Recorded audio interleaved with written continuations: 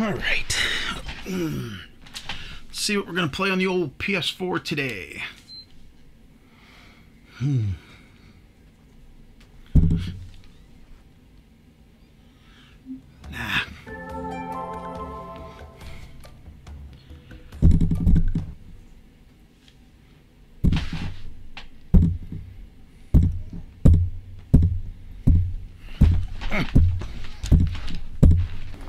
All right.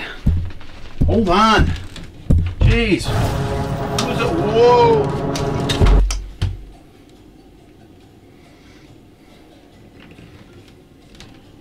Did you see that? I don't know what that was.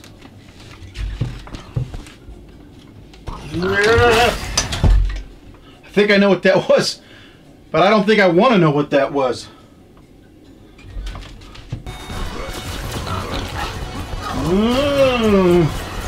It's Strafe! Ah!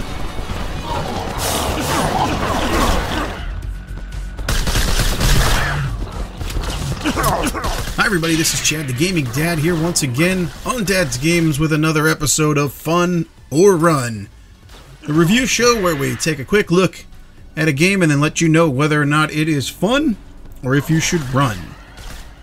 The game in question today is Strafe. Now, Strafe is brought to us by Devolver Digital and Pixel Titans.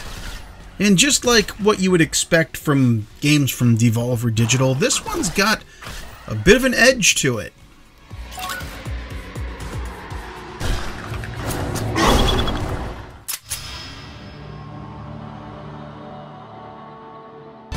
It's being marketed as the greatest game that ever came out of, what is it, 1996?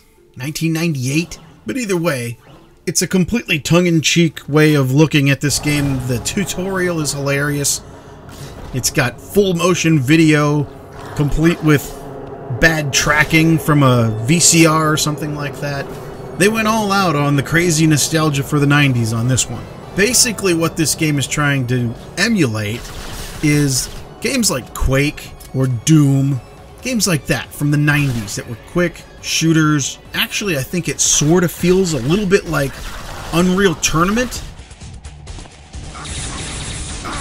I used to love to play Unreal Tournament. The thing was great.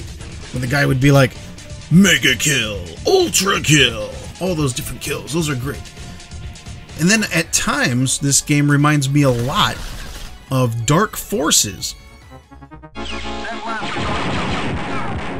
Star Wars game, where you run through and kill a whole bunch of stormtroopers and stuff. Pretty cool game, check it out. But the big twist in this game is that it is another roguelike, or whatever you want to call it, roguelike, roguelite. Either way, it's influenced by the rogue style games where you basically go run after run after run, and it's procedurally generated. So these levels are not the same every time you go through. The old games like Doom and everything were handcrafted to have great levels.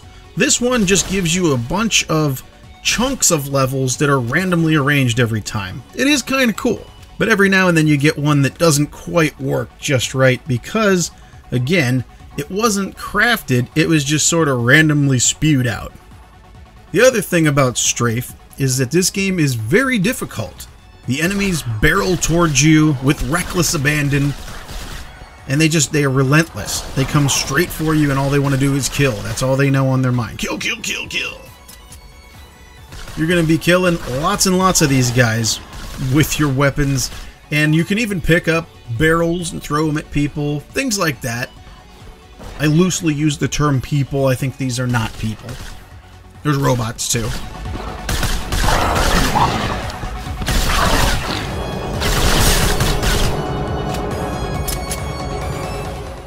There's a whole bunch of throwbacks to old games.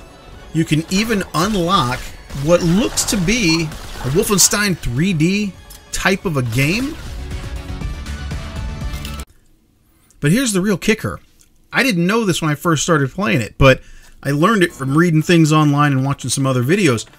The very first guy that you see when you get into the first level, Icarus, There's a guy laying there. You have to blow him up with a grenade, or basically your secondary fire, whether you're using the machine gun, the shotgun, or the railgun. Secondary fire that guy, blow him up. You'll see a little coin pop out, flips up in the air, lands down. You must go pick up that coin in order to play the Wolfenstein game. But the Wolfenstein game also appears randomly, but not in level 1, but actually in level 2. Took me a few tries to actually get it. In fact, if you look at this right here, I'll slow it down or whatever. You shoot the guy, watch the coin. It goes up in the air, comes down, falls through the grates. You can still see it down under the grates in the floor, but I can't pick it up. I can't play that game. I can't even try during that run because I can't get the coin. Just give me the coin already. There's tons of other little secrets in here. You shoot some boxes and little metal crates as you go. They give you perks. It'll enhance your weapon, how many bullets you can carry, how accurate your weapon is, the damage the bullets do, things like that. But it increases them ever so slightly. You have to pick up a million of these things to really see a difference, other than the one that gives you more ammo. That one's pretty useful. But every now and then you'll shoot some other things. Check this out. I actually shot this box, and what pops out? A whole bunch of copies of Strafe for the N64. Yeah, look at those. Little N64 cartridges popped out all over the place. That's great.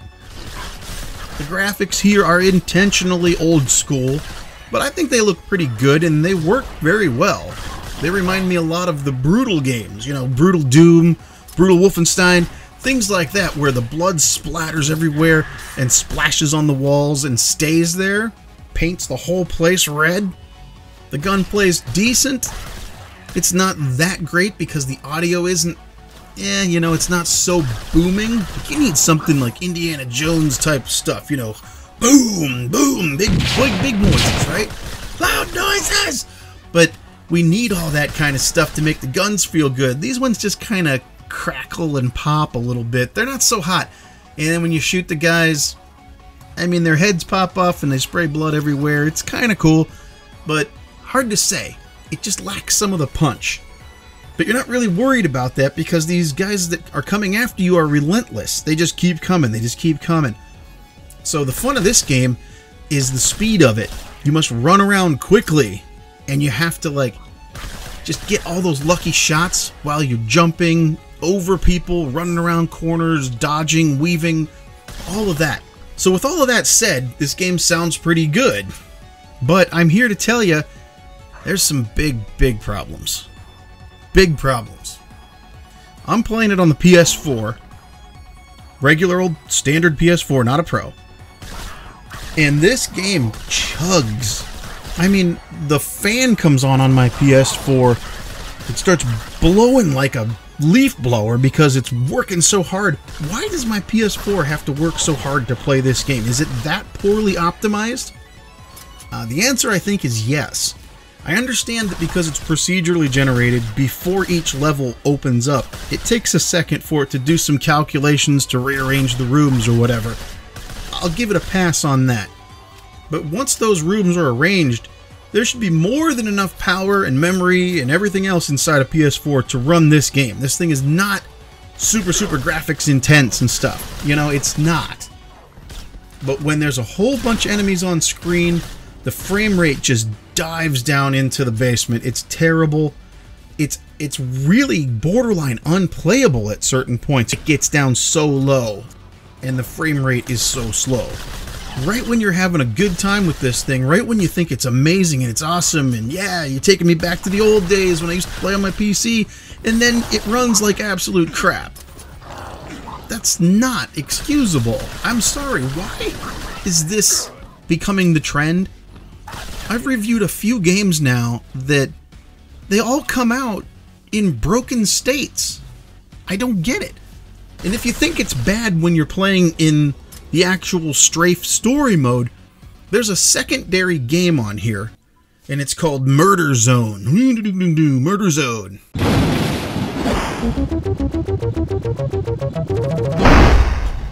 It's a pretty cool secondary game.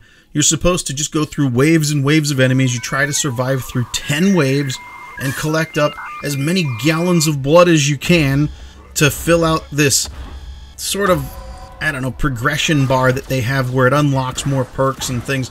I would love to sit and play that over and over and over again all night long, but it's even worse. It's really unplayable. As soon as the monsters are released, as soon as the enemies are coming after you, it chugs to the point that it doesn't just dip frame rates, it goes to 0. And it'll sit there for split seconds at a time, just stopping. Just stop, stop, stop, stop. And you know what it makes me want to do? Stop playing the damn thing, because it's broken. Here's actually a funny example of how messed up this thing is, okay? I don't know how to program a game, but in my humble opinion or my limited knowledge of how you make a game, it would seem to me that the less things on the screen that move or change frequently, the less taxing it would be on the actual system playing the game. So, this game has a lot of options in there, which is very nice, and it actually has options for your field of view, and it also has options for your HUD. So I go in here and I'm thinking, alright, this game is chugging along, let me go ahead and increase my HUD size to the largest possible size so that the most amount of the screen that the HUD takes up won't be changing, okay? So that'll be a static image where the HUD is, basically. So we can take a little bit off the processor, just leave the HUD there. So I made the HUD as big as possible, okay? Then I took the field of view and I made it as small as possible, okay? So field of view being very wide, there's going to be a lot more stuff that it has to process, so I made it as small as possible. Okay, so I got the smallest field of view and the largest HUD, and then there's even an option in here for turn VSync on or off. VSync's another option that takes up more processing power, so I turned off VSync. So this is bare bones. Bottom, absolutely should be the easiest for the PS4 to run. No change. It chugs right along. It's terrible. There's an option in here that's supposed to be a joke or funny or whatever. It's called Make Strafe Worse. Ooh, Make Strafe Worse. So I click on that and it changes all the graphics into even more looking like Dark Forces on the PC. So it's very blocky and very, very low res, right? I think, okay, now it has to run smooth. I'll just leave it on Make Strafe Worse. Nope, Strafe is still even worse than that. That does nothing. But here's the real funny thing, okay? I go ahead, I make Strafe good again, take away Make Strafe Worse. I turn on VSync. I make the HUD as small as possible, and then I make the field of view as wide as possible. This should actually be the most taxing version of the setup that you could do. Runs faster. Makes no sense. It actually runs faster with all that on. So if you're playing this game and you're experiencing lots of lag and everything, I suggest turning on VSync, making your HUD as small as you can, and then open up that field of view as wide as you can. For some reason, it works a little bit better there. When you're playing the Murder Zone version of the game, that second game that's in here, that just absolutely chugs and is borderline unplayable no matter what settings you set it up as. It's terrible. I don't care how cute they want to be with their little full motion video at the tutorial, and they think they're so cool. Hey, look, we're doing 90s stuff, man. The 90s stuff is awesome. Well, I was alive in the 90s, and I was playing games in the 90s, and games in the 90s actually worked. Couldn't release stuff like this because you couldn't just patch it later. You had to actually do your job and make the damn game work before you sold it to people. Yeah, this game's only 20 bucks, so it's not a big, expensive game, but it doesn't matter. Even if they want to release something for free, it should work if it's being released. Now, someday they may patch this, and this review will not matter anymore, because maybe it'll run better, and I hope that's the case. I really do. But for right now, I'm disappointed as all hell, because I really like playing this game. I really do. It's super hard. I have not beat the first 3 levels to get into the second zone. There's more to this game than what I can show you here. There's tons more. And I really want to play that. But the faults and the fact that it's not finished, it doesn't work good, it's just pulling me out of it. And I just don't want to keep playing it because I'm just fighting a losing battle here. I started looking at stuff online thinking, oh geez, maybe my PS4 is on the fritz or something, right? Everybody's having trouble with it. Even on the PS4 Pro, I don't even know if it runs all that great on a PC. It's crazy. These guys have got to get their stuff figured out, get it ironed out, get a patch out there, and for God's sake, stop doing this already. This one's busted. Friday the 13th was a fun game that's all janky and doesn't work. There's a bunch of other ones that have come out recently that just have glaring problems and all kinds of errors and stuff. It's insane. I'm really getting tired of it.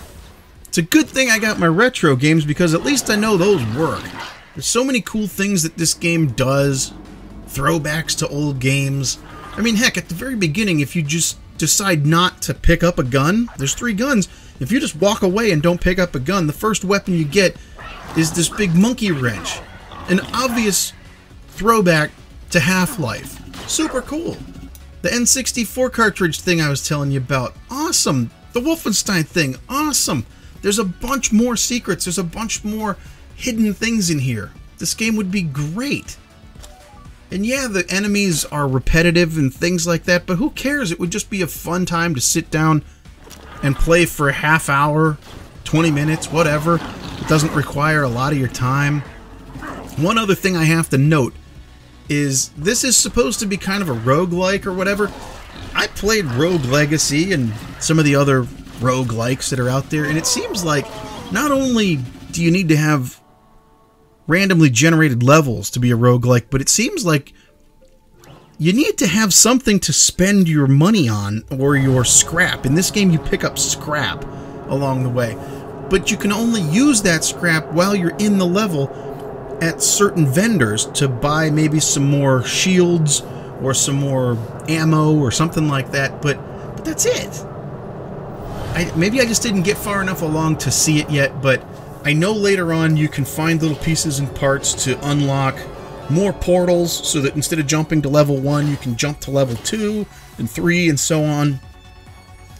But it lacks any kind of progression system, at least for the new player when you first start. It makes you feel like you do these runs over and over again and you're getting nothing back, nothing in return.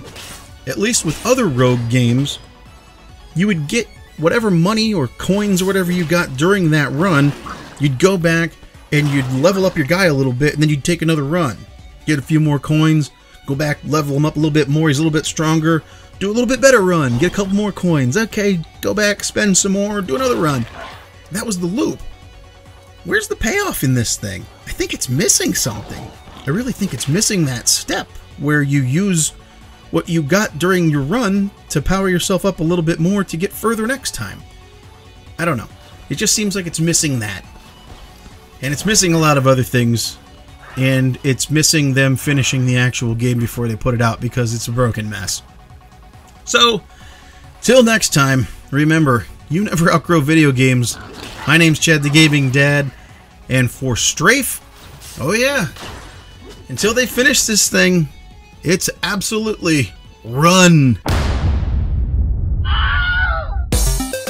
Thanks again for watching. If you liked that video, please press like and subscribe. I love hearing from you guys, so leave your comments and any suggestions down below. Remember, there's tons of other gamers out there just like you and me, and they also know that you never outgrow video games. Feel free to share these videos all over social media, Twitter, Facebook, or whatever you use. This channel is for all of us. Let's make sure they know that they are not alone. Thanks again for watching, and we'll see you on the next one.